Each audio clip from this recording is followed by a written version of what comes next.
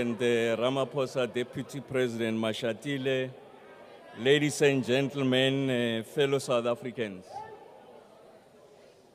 I think the most consequential moment of our debate is when the leader of an organization that occupies the far right of the ideological spectrum of the political parties represented here in Parliament makes the following acknowledgement: that the Freedom Charter is indeed the seminal document that should guide the South Africa we want. And he goes further to make the point that it could be a foundational basis of our discussion in the mooted national dialogue. I want to further also acknowledge the most compelling and cogent explication of the achievements of the ANC as articulated by Honorable Dr. Hlophe, especially on key matrices in relation to social indicators. But he goes further to attempt to decouple the victories and the achievements of the ANC between the period 2009 to 2019 and apportion the victories to an individuals and the setback to an organization. I think this at best is a misrepresentation and at worst is duplicitous. And I want to say to Honorable Malema, in his predictable quest to discredit the SONA, he uses the NDP and the MTDP interchangeably. They are indeed interrelated but distinct. They are distinct in the following sense. The NDP's Vision 2030 has a long time horizon. It is also outcomes-based and it's also aspirational. The MTDP on the other side has got a 3-year cycle that is output-based, and it also attracts significant resources and also has got clear timelines and also clear targets, and embedded in that, it is an overarching framework for monitoring and evaluation. So essentially what the Honorable Malema has done is to commit the cardinal sin from a conceptual outlook point of view. And I want to say the following to Honorable Trollip when he described the SONA as delusional. Honorable Ndlela makes the point that indeed this is a failed state. Honorable Mautwe makes the point that these are hollow promises. I want to counsel the House that for us to have a decent and matured conversation, familiarity with the facts is a minimum requirement. And I want to repudiate this statement by saying the following. So first is that the SONA itself admits that there are significant shortcomings. It makes the point that we have a growth problem, and it also makes the point that the fact that 28 million people receive social grant out of a total population of 62 million, and the expanded unemployment is sitting at 43%, is an exceptional indictment on a sitting government. And then it does posit that we are putting forward a growth of 3% as our level of ambition. And that is driven by the facts as the Bureau of Economic Research from Stellenbosch has articulated or formulated a model. An economic model is a simplification of the economy that is meant to explain economic behavior. And it's made of a set of variables and a set of quantitative terms that essentially speak to each other and are interdependent. And it makes the point that if we're to continue on the path of the OV, we are likely going to achieve GDP growth of anything between 3.5% and 5%.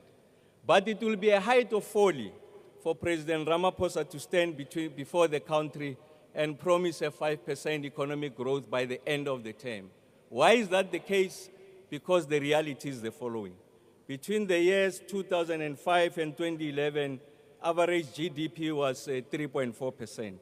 2012 to 2019, 1.9%. 2019 to 2023, 0.3%. As I stand before you, the projection is that it's likely going to be 0.8%, and over the medium term is going to be 1.9%. So you can't put forward an ambition that we know it's highly improbable that we are going to achieve. But you must also determine the floor. What is that floor? We accept that the economic growth must outpace the rate of population growth. And anything less than the rate of population growth understates what essentially are the requirements. And hence we arrive at a 3% ambition over the period of the term. And then we propose the following interventions. The first one is that the NDP suggests that the levels of gross fixed capital formation, which is a proxy for investment, should be at 30% of GDP. As I stand before you, that number is sitting at 14.9%. And 70% of that is private sector, 18% of that is public sector, and then the remainder is the SOE. So we need to accelerate that investment. For us to achieve those targets, it must grow by 2.1, we must invest 2.1 trillion rands per annum to achieve that target. And that's why the 940 billion that the president refers to is just a fiscal injection.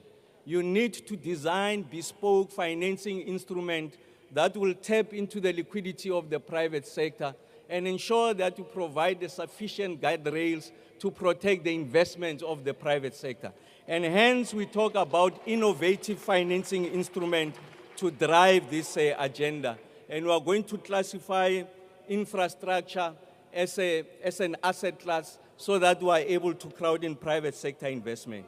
I want to say to Honorable McPherson that it appears that your relationship with the truth is that of hostility and antagonism.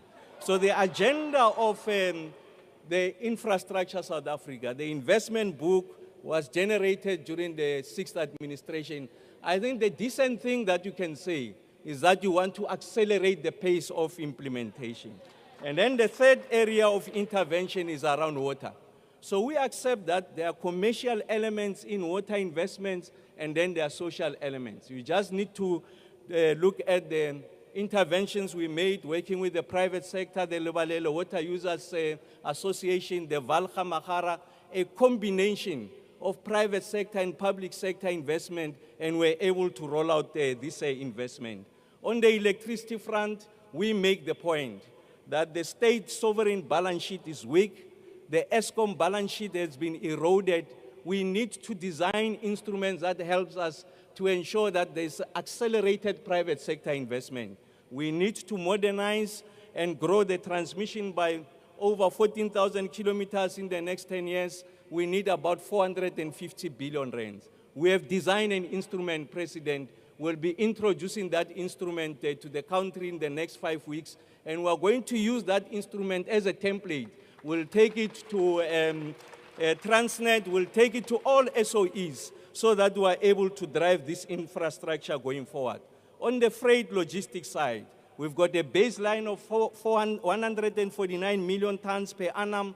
Our target for the year is 170 million tons, and by 2030, we want to reach 250 million tons. We have decided that we must prioritize specific corridor, the Northern Cape Saldanha corridor, which carries iron ore and manganese, the Northern corridor, which carries coal and chrome, the Gauteng-Durban corridor, which carries automotive and general freight. And then we say we need to make an investment in relation to the capacity of local government, ring fence both the electricity and water functions of municipalities. President, I'm happy to announce to you that we have already started in Limpopo, as Premier Ramathuba has indicated. We are starting with Maruleng, we are doing Tabazimbi, we are doing Molemole, we are doing a number of municipalities in the Free State, we are in Malutia Pufong, we are moving into Ditsobotla in the northwest, we are in Gauteng, in Mfuleni. So we have started with this work of ensuring that we are able to design instruments that are able to drive this agenda going forward. I want to make this point in relation to what I refer to as the ultra-right lunatic fringe in this country that seeks to undermine the transformation project. So they use expropriation as a scarecrow. It's a smokescreen. Their fundamental grievance is the scale and pace of the transformation project. They've been forum shopping, and now they've found an ally. They are detonating the nuclear options to ensure that they undermine the economy of this country so that there's a groundswell of social discontent that will unseat this government. I want to say that we are determined to protect the gains of the democratic project. We will go explain ourselves to the allies and articulate the vision of a South Africa that we want, that the transformation project is indeed irreversible. We are on the correct path, Comrade President. We will not be bullied. Thank you very much.